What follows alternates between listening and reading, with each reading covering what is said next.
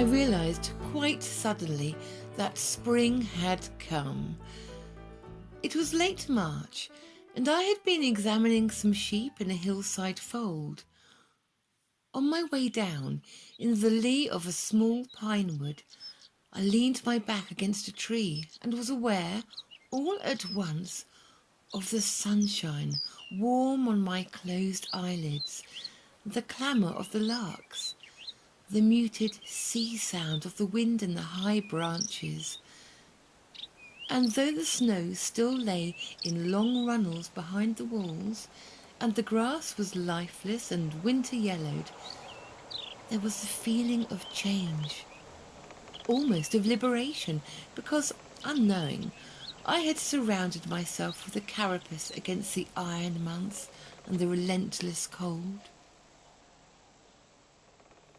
It wasn't a warm spring, but it was dry, with sharp winds which fluttered the white heads of the snowdrops and bent the clumps of daffodils on the village greens. In April, the roadside banks were bright with the fresh yellow of the primroses. And in April, too, came the lambing. It came in a great tidal wave, the most vivid and interesting part of the veterinary surgeon's year, the zenith of the annual cycle, and it came, as it always does, when we were busiest with our other work. In the spring, the livestock were feeling the effects of the long winter. Cows had stood for months in the same few feet of byre and were in dire need of the green grass and the sun on their backs, while their calves had very little resistance to disease. And just when we were wondering how we could cope with the coughs and the colds and pneumonias and acetonemias, the wave struck us. The odd thing is that for about 10 months of the year, sheep hardly entered into the scheme of our lives. They were just woolly things on the hills. But for the other 2 months, they almost blotted out everything else. First came the early troubles, the pregnancy toxemias and the prolapses, and then the lambings in a concentrated rush, followed by the calcium deficiencies, the horrible gangrenous mastitis when the udder turns black and sloughs away, and the diseases which beset the lambs themselves, swayback, pulpy kidney, dysentery. And then the flood slackened, became a trickle, and by the end of May had almost dried up. Sheep became woolly things on the hills again. But in this first year I found a fascination in the work that has remained with me. Lambing, it seemed to me, had all the thrill and interest of calving without the hard labour. It was usually uncomfortable in that it was performed in the open, either in draughty pens improvised from straw bales and gates, or more often out in the fields. It didn't seem to occur to the farmers that the ewe might prefer to produce her family in a warm place, or that the vet may not enjoy kneeling for an hour in his shirt sleeves in the rain. But the actual job was as easy as a song. After my experiences in correcting the malpresentations of calves, it was delightful to manipulate these tiny creatures. Lambs are usually born in 2s or 3s, and some wonderful mix-ups occur. Tangles of heads and legs all trying to be first out, and it's the vet's job to sort them around and decide which leg belonged to which head. I revelled in this. It was a pleasant change to be for once stronger and bigger than my patient, but I didn't overstress this advantage.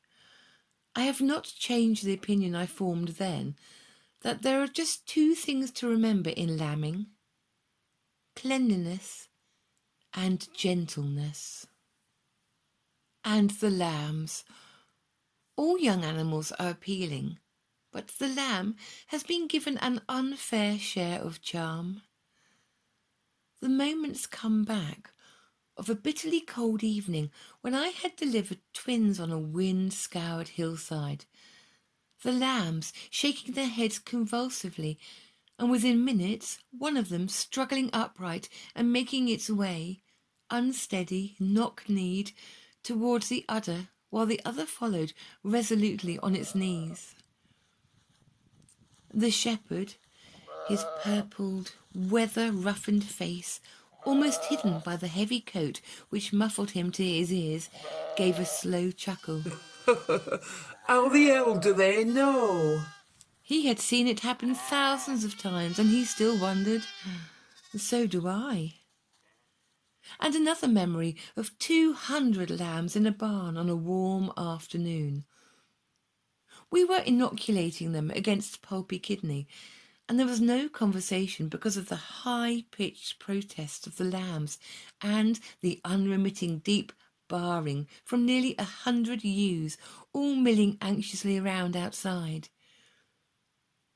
I couldn't conceive how these ewes could ever get their own families sorted out from that mass of almost identical little creatures. It would take hours. It took about 25 seconds. When we had finished injecting, we opened the barn doors, and the outpouring lambs were met by a concerted rush of distraught mothers. At first, the noise was deafening, but it died away rapidly to an occasional bleat as the last stray was rounded up. And then, neatly paired off, the flock headed calmly for the field. Through May and early June, my world became softer and warmer. The cold wind dropped, and the air, fresh as the sea, carried a faint breath of the thousands of wild flowers which speckled the pastures. At times, it seemed unfair that I should be paid for my work, for driving out in the early morning with the fields glittering under the first pale sunshine, and the wisps of mist still hanging on the high tops. And meanwhile, at Skeldale House, the wisteria exploded into a riot of mauve blooms, and they thrust themselves through the open windows, and each morning as I dressed, I breathed in the heavy, heady fragrance from the long clusters drooping by the side of the mirror. Life was idyllic.